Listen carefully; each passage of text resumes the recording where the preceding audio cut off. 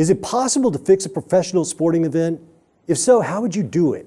And should sports gambling be legalized in all 50 states? We're going to speak to a man today who has some surprising answers. His name is Brian Tuohy. He is the author of several books, including The Fix Is In and his most recent book, Larceny Games. Brian, welcome to Antidote. Thanks for having me on. I appreciate it. Well, I'm glad you came on. I first became aware of your work earlier this year during this crazy NFL playoff season we just had. And, I am, in full disclosure, I'm a lifelong football fan. But at the same time, that's pretty much the extent of my sports junkiedom. That's the only sport I really watch. And at times I even feel guilty watching as much of that as I do. But I do love football and I grew up watching it. So anyway, I want to jump off.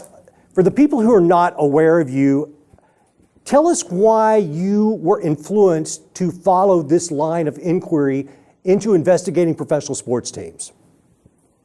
Well, I started off a lot like you. I was a fan of professional sports, the NFL, the NHL, Major League Baseball. And what happened was I got older, I started not believing what the leagues were telling me, because I realized that all the leagues have the ability to control everything that surrounds the sports. I mean, they have the ability to control the media that covers the sports. They have the ability actually to control the players themselves, the referees, the coaches, the owners. They have the ability to control everything. And I wondered, well, if they have such control, why can't they control what happens out on the field? Because that's what means the most to them. That's what their product is. That's what they're selling to the fans. So why can't they control that when they have the very, very real ability to do so? And once I kind of got that notion in my head, that the idea that these leagues could manipulate or even outright fix their own games, I started chasing after it, because I began to realize that no one else, especially in the sports media world, a lot of these journalists in the sports media world on ESPN, in Sports Illustrated, and elsewhere, really don't do a lot of investigative reporting onto the sports they cover. And so I wondered how much was being overlooked, how much was being ignored, and was it all just really, in a way, propaganda for the major sports leagues? And so I took it upon myself to kind of investigate this and thrust myself into this world, whether they wanted me or not. Well, and I think that's probably crossed the mind of most serious professional sports fans, because you watch sports and then you watch ESPN or these channels, and seriously, when a controversial call comes up, they may discuss it back and forth, but they end up backing whichever league that penalty occurred in. And it also seems, I know that you tweeted this out today, like Oberman just made a pretty brilliant commentary this morning about how we are moving to a future where really the leagues control the sports commentary in total. Well, and it's not surprising. I mean, what people I don't think completely understand is like the NFL. The NFL makes about $10 to $11 billion a season in revenue, and $6 billion of that or so all comes from the major television networks. I mean, they are funded by 4 of the 6 major media conglomerates in the United States. I mean, ESPN gives them over $100 billion a year alone for Monday Night Football, which equates to over $100 million a game ESPN pays for Monday Night Football. And so when you have, the major networks literally funding the NFL, how much investigative work are they going to do in covering, all the NFL's dirty secrets, when in fact they'd be shooting themselves in the foot to do so? I mean, it doesn't behoove ESPN in any way, shape, or form to investigate the NFL or investigate the NBA and truly do hard-hitting investigative work onto what may be going on behind the scenes when they're giving those leagues over $1 billion a year. I mean, I think it's just obvious that these are, very good business ties that both have made, and they're not going to upset each other by doing such work. Understood. And they are essentially partners in business. One of the first things that, a few years ago, it came to my attention, and it came to the world's attention, and it really bugged me, and it still does, even though I'm a football fan, but it bugs me. The NFL is a nonprofit.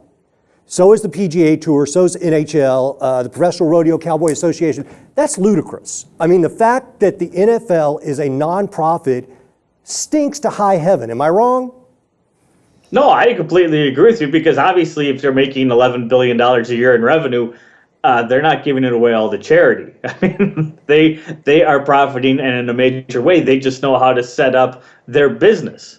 And that's the key term most fans don't recognize is this is a business. It's a multi-billion-dollar industry, in fact, and there's a lot of other businesses that have, made their fortune on the backs. You look at Under Armour and Nike and Gatorade and all these other companies that become official sponsors, the NBA or official sponsors, the NFL. They are all making money off of this entity, and for it to be nonprofit is ludicrous.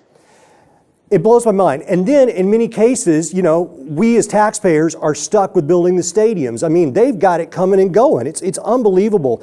But let's move to the primary point of your books, The Fixes In and Larceny Games, the research that you've done into the possible fixing of these professional events, and also the illegal world of sports betting. One of the things that you mentioned is that when you were dealing with the FBI, doing your research, one of the things that they told you is that the single biggest form of income for organized crime these days is betting on sports. Yeah, it's kind of frightening that that's the true fact. But what it is, a lot of people talk about Las Vegas and how much sports gambling goes on there. Las Vegas itself will say that it accounts for about 1% of all the sports gambling done in the United States. And that's right now is about $4 billion Las Vegas took in on sports bets last year. Now, I mean, obviously, you extrapolate that could be up as much as $300 to $400 billion being wagered illegally on sports right now in the United States alone. I mean, that's a ton of money. I mean, it may be an overshot. It may be more like $100 million or $150 billion that's wagered illegally on sports. But the fact of the matter is, all of that really is controlled by organized crime. And even when people bet with their local bookie and only bet $50, they may not realize that, in fact, they are funding organized crime when they make those bets. Of course. And so that's one of the factors that's going to be a background of what we're discussing. When we start talking about this idea of fixing a professional sporting event, most people are going to say, Parker, that's nuts. How are you going to do it? How are you going to get everybody on board? How is everybody going to keep their mouths shut? Wouldn't there be whistleblowers? Yada, yada, yada. We've heard it all before. Let's talk about it. First of all, you have proof that professional sporting events have been fixed. And just name a couple of them that in fact, were fixed. Well, I think before you even get into that, if you take one step back and you look outside the United States, if you look at professional soccer, you look at tennis, cricket, rugby, around the world, we know without a doubt that matches have been fixed in all of those sports. I mean, we know it. We know in soccer, which is the most popular sport in the world, we know their biggest event, the World Cup, has had matches fixed in it. So if you can admit and understand that, the biggest sporting event in the world, the most watched sporting event in the world, has had matches fixed in it, then everything else that follows should make sense. I mean, if you can fix a match in the World Cup, fixing an NBA game and Major League Baseball game is nothing. Understood. And the fact of the matter is, I mean, there are matches being fixed all over the world in many sports, and it's being done at all levels of these sports. So what really bothers me is the fact is that we act in the United States like this is not possible. It can't happen here, and it's never happened here. And in fact, Major League Baseball says they haven't had a game fixed since 1919. The NBA says it hasn't had one fixed since 1954, and the NFL has the audacity to say we've never had one fixed ever in our history. Now, a lot of people will scoff at that, but the fact is, no one's been convicted of fixing any of these games, so the leagues can say that. But that's not necessarily the truth, and that's why I did this whole book, Larceny Games, based off of FBI files and their investigations into these major leagues and other sports on what may or may not have been fixed. And a lot of these files revealed the fact that the FBI was aware of very good information coming from bookies, coming from other organized crime sources, that these guys were working with professional athletes, were working with referees, and were altering the outcomes of games, for fixing purposes and making money off of that. The problem was the FBI couldn't prove that in a court of law and get arrests and get convictions. And so in many ways, they quit investigating it and allow now the leagues to investigate themselves, which is probably the most frightening aspect of it all. Well, that brings me to the question, I was not even aware of this, but it makes sense. You mentioned that the NFL, for example, has its own security team, which is made up of former spooks of FBI, CIA, et cetera, they don't really have police powers, but they're, this entity that you would think was created to police the league and ensure that things are on the up and up. But what it looks like to me is more like a cleanup team. It looks like, from what I can understand, these are the guys that you call in like the wolf in Pulp Fiction or something to fix things after the fact. Is that what this is? I believe so, yeah. I mean, I believe that's why they exist and that's how they operate. I mean, it's really interesting that I defy anyone. I mean, even the NFL itself. I would go to Commissioner Roger Goodell himself and say, look, show me one case, one incident where a law enforcement agency, be it the FBI, be it a local police force, whatever, has thanked NFL security for the job they did in providing information that led to an arrest or led to, the breakup of some sort of crime going on. I mean, you can't find one. I mean, same with Major League Baseball, the the NBA, all of them. They all have these security divisions, but yet you can't find an instance of them actually helping law enforcement get rid of some bad seed within the league, within any of the leagues. So what are they there for? And I think they're there for, like you say, to cover things up. And what was frightening is we did an investigation. I did one with the Center for Investigative Reporting and Lance Williams, where just recently Major League Baseball investigated a potentially fixed baseball game.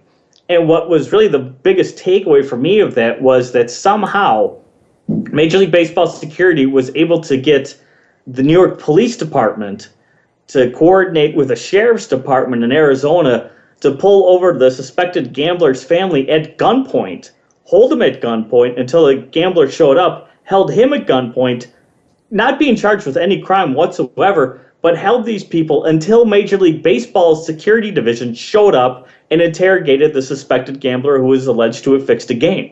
I mean, how is that possible in this world? How is it that a business can get these local law enforcement to do their bidding and hold somebody at gunpoint and get away with it? I mean, that's what kind of power these things have, but yet nobody talks about it. That sounds like a microcosm of business as usual.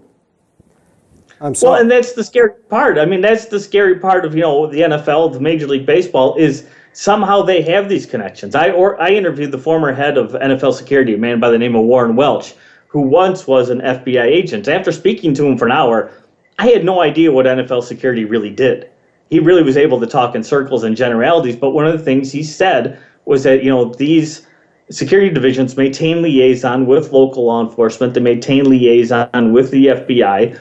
And what I saw in the old FBI files that I uncovered through the Freedom of Information Act is that the security division for the NFL would contact the FBI and tell them to not investigate something and say, let us, the NFL, take care of it. And the FBI would actually step away and allow that to happen. And so when you see things like the Ray Rice incident where, the NFL says, well, we weren't able to get, the videotape from inside the elevator, I think that's absurd because these guys have power. They know how to investigate things and they do get things done and keep things quiet. What just happened in the Ray Rice incident was, of course, TMZ scooped them and blew the whole thing out of the water. But that doesn't mean they haven't covered up a lot of crimes and a lot of infidelity amongst their players. Of course.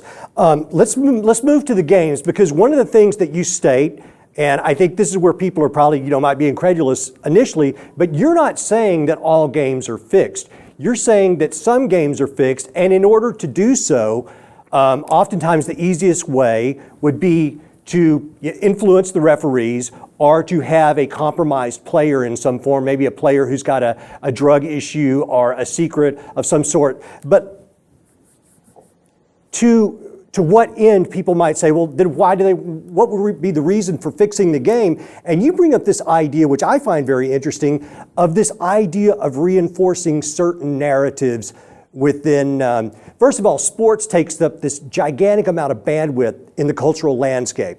And so let's look at a couple of Super Bowls.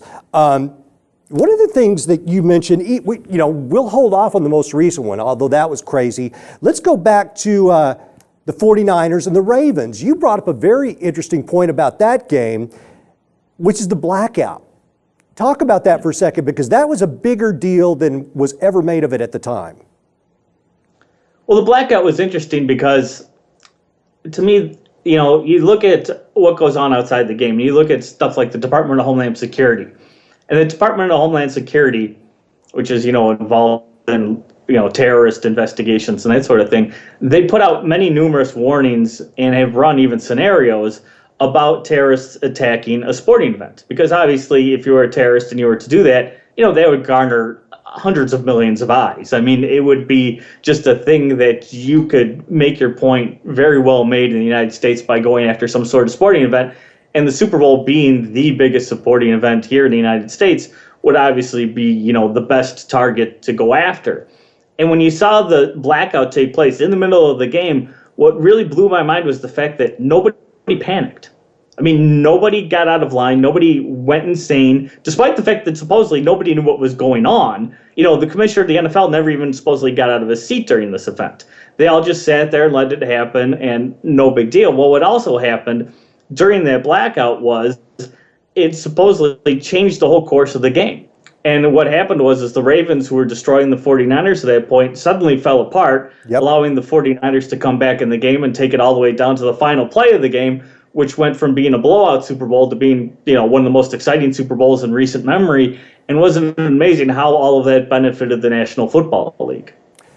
You're right, and I had not thought about that until I was listening to one of your interviews the other day, because it is right there in front of us, because it has been drilled into our heads that, oh my God, what if the terrorists strike a sporting event? And so that should have set off huge warning signs, but it didn't. So the next thing you discussed that I find interesting is the New Orleans Saints winning the Super Bowl after Katrina.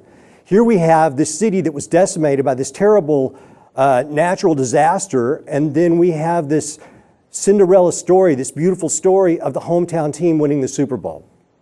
Seems convenient, and I like the Saints, but...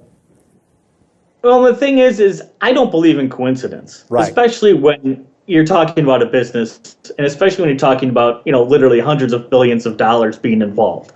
I mean, to just believe that things just happen. And that's what we're supposed to believe with all sports. We're supposed to believe, well, that's just the way the ball bounced. That's just the way it turned out. And it's amazing that a lot of the time, the storyline that the league is pushing, the storyline that the media is pushing for the league, winds up being the prevailing story and the one that winds up winning the championship, or at least going far enough to make a big enough noise to draw more eyes, get bigger ratings, more television revenue, more ad revenue, and everything else that goes along with it. And, we're supposed to just believe as fans that, well, that's just the way it happened. But the fact of the matter is that the league, every league, can fix their own games and do so legally. And that's one thing I try to emphasize, is the fact that there is no law that prevents the NFL, for example, from fixing or manipulating its own game to get a desired result. There's no law that protects that. The two closest laws are the quiz show law that dates back to the 1950s and the quiz show scandals, but that all related to intellectual contests broadcast on television, not physical contests.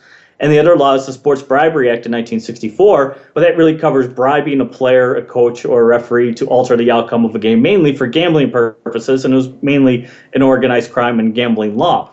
But the fact is, if a league tells its referees or tells its players how to do their job, it is merely an employer telling an employee what to do, and there's no bribery involved.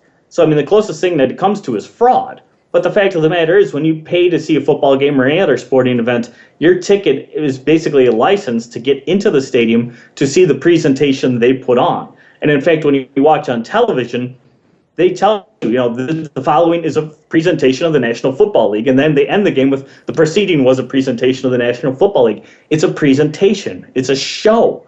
And this is show business, and the leagues say we're show business. The players say we are entertainers. It's not necessarily sport. It's a business, and their business, and it's entertainment. And because of that, it allows them a lot of leeway to manipulate these games, to push these storylines, to get better ratings, to make more money, and to make, Cinderella stories like the New Orleans Saints come true, which makes a lot of people happy, and it makes them a lot of money. Agreed. And I'll take it. There's a couple more Super Bowls I want to bring up.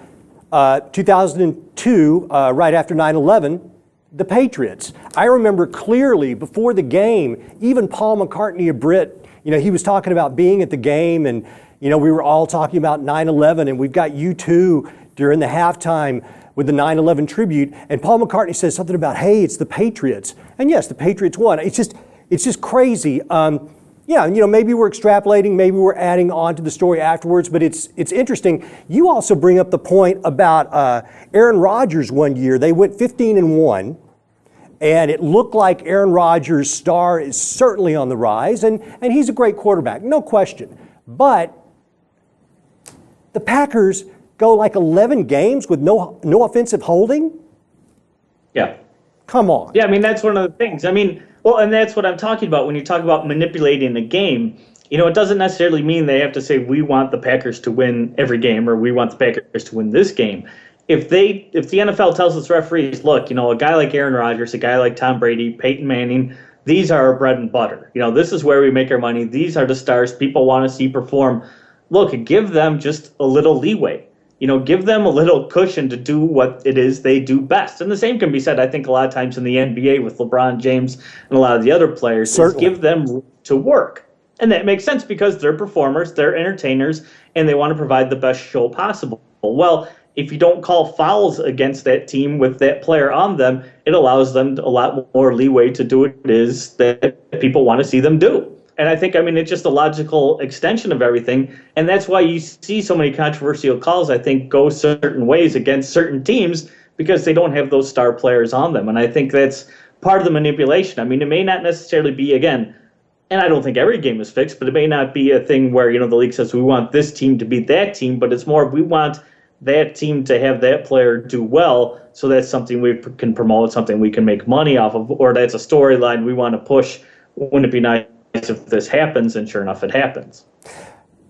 The example that you just made with Aaron Rodgers and them giving certain players a little bit of leeway, listen, I think it happened with Dez this year. Everybody remembers the non-catch at the end of the game, but the previous game, everybody also remembers that. And, we had Dez running out on the field and doing this, that, and the other thing. He's a star player, one of the greatest wide receivers in the league right now. Certainly, he was able to do things that he was not supposed to have been done, not supposed to do. And then I think he got some payback with that non-catch, which then brings us to the Super Bowl. So now we've got the Patriots and the Seahawks. And for all intents and purposes, that was a strange Super Bowl to me because in the weeks prior we had deflategate, which some people say is nothing, but to me it was something. Listen, I'm sorry, I don't know how you go from 11 underinflated balls to one underinflated ball, and after they win the Super Bowl, it's nothing. And then in the course of the Super Bowl, you have Pete Carroll, who's a great coach, a controversial coach. I'm in LA, man. I remember USC. Controversial coach, but they make that bonehead move that cost them the game. The whole thing is just squirrely as all get out. And then after it, we just all quit worrying about deflategate and all that. It just seems very odd to me. Well, I think that's one of the ways these leagues operate is, deflategate, for example, here we are, it's April, almost the end of April, and they still haven't resolved that. Exactly. They still haven't resolved that investigation. Now, again, what I know about NFL security and what they're capable of and what their brethren in other, security divisions and other leagues can do, it's insane that they can't figure out whether these balls were underinflated, and if they were, who underinflated them and why. But I think we all know the reason is because, well, if they came out with the truth and said the Patriots did this on purpose because this is the way Tom Brady likes his footballs and it makes him a better player, everything blows up in their face. So it's easier just to brush this off, let it go away, and disappear. And, I think that's one of the reasons perhaps, the Patriots wound up winning that Super Bowl. We had the defensive back on the Patriots who made that dramatic interception right on the 1 yard line say he knew what play was coming. Now, supposedly this was just from practice and from, studying the tapes, et cetera, et cetera. But the fact of the matter is he outright said, I knew what play was coming, and he made the play that needed to be made, and it altered the outcome of that game. It was a very astute move for a rookie. Sorry to interrupt, but. No, and that's very true. How did he know? How was he that wise and that intelligent at that big point in time on the biggest stage we have and the biggest stage the NFL has? It's amazing that was able to occur. But I think that's just part of it is, people don't understand. If you wanted to manipulate a game, if you wanted to fix a game, whether it's for gambling purposes or maybe perhaps the league doing it themselves for entertainment and rating purposes, is you don't need everybody in on the fix. Right. In fact, you don't want everybody in on the fix. I mean, one gambler famously said he could fix any NFL game there is with a quarterback, an offensive lineman, and a defensive back. 3 guys, and he could rig any game. And I think if you have a referee, you could rig any game. But, I mean, if you just make certain plays, certain little things happen here or there, it can clearly alter the outcome of a game. And if some player is told repeatedly throughout the 2 weeks of practice leading up to the Super Bowl, look for this play, this will happen on the goal line, they beat it into that guy's head. He sees that exact scenario playing out in front of him. He makes a play, it changes the outcome of the game. And here we are. And the Patriots are all free and clear to do what it is they did. Yes. And you also make the points, and I think most people would say, well, I can see how it would be easy to throw a boxing match. And in fact, that was the case, because you bring up the Spinks Ali case, and you also have said that, like in NASCAR or in Formula One racing, you could sabotage somebody's vehicle. There's myriad ways to go about these types of things. So whether it is the particular entity overseeing that particular sport, or its influence from organized crime upon a couple of key players for a desired outcome, which we have records of that occurring. You mentioned the Knicks back, I believe, in the 80s. A couple of those guys threw a game for their Coke dealer. But another thing that interested me, that you said that when you were talking to FBI folks, they essentially walked away from investigating football in the 80s. They just walked away. Well, yeah, it's kind of frightening, because what happened was when Congress passed the Sports Bribery Act in 1964, which made it illegal for someone to bribe a player or a referee to fix a game, the FBI set up a network of informants in organized crime, in the gambling industry, bookmakers, that sort of thing. And these guys were feeding the FBI a lot of information, a lot of very good information, which led to a lot of investigations and a lot of the stuff that I uncover in larceny games. But what happened was by the 1980s, about 20 years later, the FBI kind of got frustrated with the fact that they couldn't get arrests and convictions on a lot of these cases, because if they didn't have somebody confess to fixing a game, or if they didn't have a wiretap ahead of time with 2 people discussing fixing a game or a boxing match or what have you, well, they couldn't proceed, in the court of law and prosecute these guys, despite the fact if the information they had ahead of the game was the exact thing that happened within the game. It could just mean that player had a bad game. It doesn't mean that he was conspiring with the gambler to throw it. So what happened was that by the 1980s, when the FBI got tasked with fighting the war on drugs, they basically quit investigating sports. They quit investigating, these allegations of fixed games, unless something literally fell into their laps. And that's what you've seen in recent history. You've seen a lot of the investigations into college sports and fixes there, stuff like Boston College and Northwestern and University of Toledo and University of San Diego. But all those investigations came out of other investigations. Mm-hmm. It's not like the FBI is creating new leads into this world, into the underground gambling, despite it being, organized crime's #1 moneymaker. And so what's happened is they've let the leagues police themselves. So you have the security divisions doing the work that the FBI should be doing. And in many cases, nothing is coming public because the league's not telling anybody. They're doing these things behind closed doors. And the sports media is more than happy to ignore that any of this stuff might be going on. Because they don't want their access taken away. And the minute they start criticizing these particular teams or larger stars, they could have that snatched away. You were bringing up college sports. That's a very good point, though, because, that's a lot of self-censorship that's going on in the sports media world. Because, these writers, these beat reporters aren't dumb. They realize that if they write the wrong thing, if they say the wrong thing on the air about certain players, they can lose their access to a locker room or to a team. And if that happens, then you can't do your job. You basically unemploy yourself. So you have this sort of self-censorship that just destroys real investigative reporting within the sports media world. And everybody seems to be happy with that. They seem fine with it. They seem fine to just being a propaganda arm of the league. And it frightens me because, this is just sports. This isn't anything that's important. It's sports. So I'm wondering if these sort of things happen in sports, what goes on, in the political world? What goes on in the business world? What more important things are we not hearing because, somebody just won't report on them because that could mean their job? Brian, in my opinion, you just won the internet for today, because that is the whole point of us talking about this today. Ladies and gentlemen, when you watch that television, Don't believe all of it. You don't have to. Do your own homework. This is business as usual. People have careers, and people want to maintain access. They want to ascend in their careers. They need to play the game sometimes. So I'm sorry, that just got me riled up, but that is my whole point for wanting to bring Brian on. Let's back up a little bit. Center, you were talking about college sports, and I've heard you say that college sports are actually even easier to fix than professional sports because you might have the potential college athlete who's good enough to make the collegiate team, but he knows, or it's very unlikely that he's ever going to be able to make that jump to a professional team. So that would be a prime candidate that someone could look at as like, hey, you know what? Here's your payday, bro. You know what? Let's do this during this game. This is your shot. What do you think of that? Well, I think I could fix a college basketball or a college football game with the amount of money I have in my bank account. And I'm a writer. I don't make a lot of money. I mean, I think it's very easy to do for the reason you just said, is the players aren't dumb.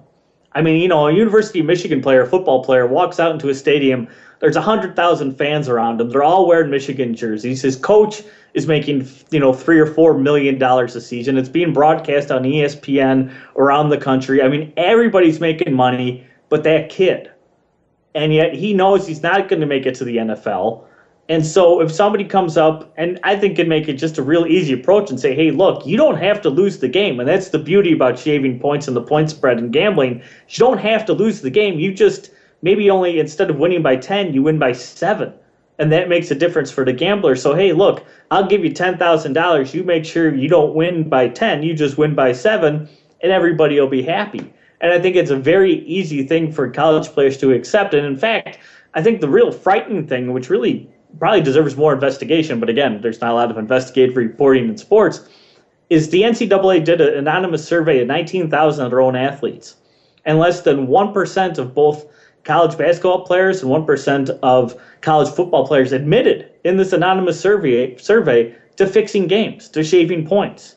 I mean, that could be 100 to 200 games in the past year that had point shaving incidents go on, basically illegal activity, criminal activity, and nobody knows about it. Nobody's looking into it. Nobody's even questioning about it. But that's the reality of this situation, that, our college games could be fixed. And the reality is, too, then, therefore, our professional games can be fixed. Despite the fact that these guys supposedly make millions of dollars, not all of them do. All of them have problems because they're regular people. Some may have drug problems. Some may have performance-enhancing drug issues. Some may have their own gambling problems. Whatever it is, they have weaknesses that can be exploited and used to fix these games. Absolutely. We are all people. None of us are without fault. And so, yeah, you can get to us. Money, sex, drugs, power. It's all out there. And if you want it, that might be your push button. Which brings us to, you are pro legalization of sports betting. And it's not something that I had really even thought a lot about. I don't bet on sports. Like I say, I only watch football, and that's the extent of my interest in sports.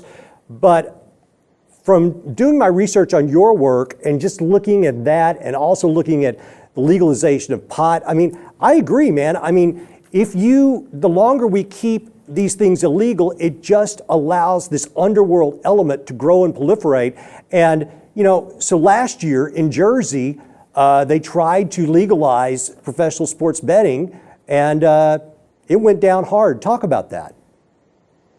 Well, New Jersey tried to do what, the monopoly basically that the state of Nevada has, and that is allow people to wager on sporting events. And like we said, I mean, if it's the number one moneymaker for organized crime, there's a lot of people betting on sports. And in fact, that's the reason why a lot of people are actually watching sports, is because they have a financial stake in these outcomes, whether it be from fantasy football leagues or daily fantasy sports, or just outright betting on who wins and who loses.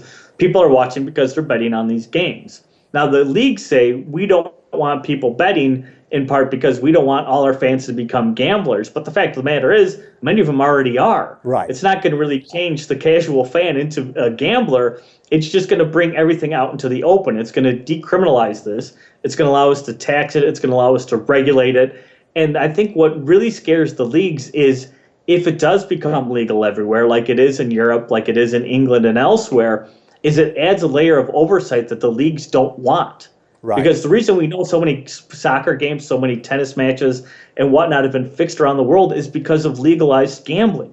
The people who run those organizations watch what goes on. They flag unusual activity. They investigate it. If it turns out to be really something worthwhile, they'll turn it over to law enforcement. Law enforcement will fully investigate it, and it's led to arrests and it's led to convictions in countries all over the world. But if that happens here in the United States, then the NFL, Major League Baseball, and the rest will actually have to answer to these things. They'll actually have to have, somebody they report to as opposed to being an entity of themselves. And I think that's what they really fear about legalization, is that somebody else will be watching what goes on and may pick up criminal activity within their sports that they don't want made public. I think that makes a lot of sense. We're going to be winding this up in just a few minutes. One of the last things I want to ask you about is just your take. Listen, I'm in Los Angeles. I'm a football fan. Los Angeles, ladies and gentlemen, this is a big town. Guess what? We don't have a football team. It's ridiculous. So what do you make of this situation? I mean, we're going on, 15, 20 years without a football team here. And, it's a subject on the morning news here almost daily about some new possibility. Now they're talking about this thing in Carson where we might have a stadium with two teams, or we might have a stadium out by LAX. What do you think is behind this inability for one of the nation's largest cities to not have a football team? And what do you think is going to end up happening? Well, I don't think Los Angeles needs a football team, and the NFL doesn't need a team in Los Angeles, because the fact of the matter is the National Football League is a television entity now. That's where they make all their money. They don't make money selling out 8 home games in Chicago every year. That's not how the Bears make over $100 million a season, not by selling out 8 games. And the same with, LA. If they get a stadium, it's not going to, sports economists have studied this stuff. It doesn't really add to a city if a team leaves or if a team arrives. People just spend their entertainment dollars in other fashions if they don't have a local sports team to support. But for the NFL, it really doesn't matter, and that's why I don't think they've pressed too hard for Los Angeles. What they think they've used Los Angeles is as a bargaining chip. Absolutely. For teams like St. Louis and teams like Oakland who need, quote unquote, need new stadiums, they say, well, look, if you don't build us what you want, we're going to leave, we're going to go to Los Angeles. And I think, they can only play, that card so many times before they actually really have to move a team there, just so then they could say, well, now there's not a team in St. Louis. Look, if you don't build a stadium here, we'll move to St. Louis. This is a game the NFL has played numerous times and gotten away with, and local municipalities, unfortunately, cave in because they think they really need an NFL team to be seen as a major city, but it's ridiculous.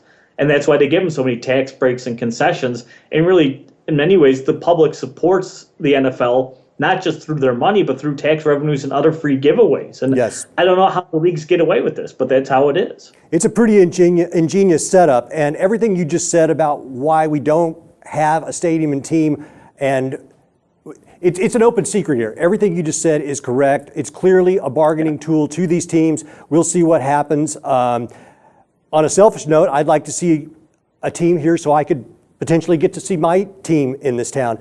But we'll see what happens. Brian, we're going to wrap this up. You've got 2 books out currently. You've got The Fix Is In, you have Larceny Games, and your newest book, which is going to come out to coincide with the beginning of this season. The name was Seasons in the Abyss. I'm sorry, I'm looking up the note. A Season in the Abyss, the NFL, Gambling, and Why I Hate DeMarco Murray. Talk about that for a second before we get out of here. Well, basically, the book is going to be about how I spent the 2014 NFL season gambling on the NFL. And it's something the league doesn't want me to do. It doesn't want any of its fans to do. It's why it fights in court against New Jersey and other places to keep this illegal. But the fact of the matter is you can go anywhere and you can gamble on the NFL. And so I go into fantasy football, daily fantasy football, bookies, offshore sports books, and potentiality for addiction to sports gambling and all of the things that go with it, and basically show how much hypocrisy there is in the National Football League and how much it really means to the National Football League. Because like I said earlier, I think of many reasons people are tuning into these games, the Thursday night game, the Sunday night game, the Monday night game. They're watching all this football because they're gambling on it. And I think it's something that really needs to be brought forward, and I hope will add to this whole argument about whether or not sports gambling should be legalized in the United States and what it really means to legalize the National Football League. As far as professional sports gambling goes, I am of the belief that, and this has to do with like lotteries as well. A lot of people don't like gambling. A lot of people don't like lotteries. A lot of people don't like cigarettes, whatever. But you know what? I believe in personal liberty. And at the end of the day, what I do with the dollar that is in my wallet is my right as an American citizen. So there are certain things that we like and we support, and there's certain things that we don't like that we still have to support. And I think that we need to take a long look at these types of issues so that we don't become hypocritical. So, Brian, I appreciate you coming on the show today. I really dig your work, and I do have to say, you know, with that blue hair, you're going to be clearly termed as anti-establishment and a potential risk. Well, I've already been deemed that way as it is. I mean, it's amazing how much censorship I've faced for some of the stuff I've written.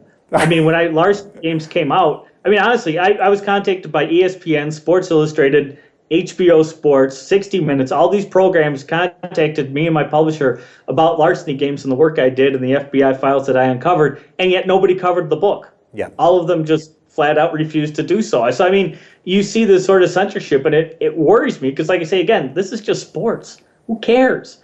But what happens to the more important things in politics and business and elsewhere that are getting the same treatment that I am? And that's really the concern.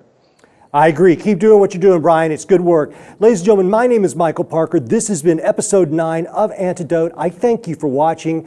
If you feel it, share it with your friends and subscribe to our channel. We are the Lip TV and the Lip TV 2. Our page on Facebook is We Are Antidote. My name is Michael Parker. Thank you, Brian. Till next week, we are the Antidote.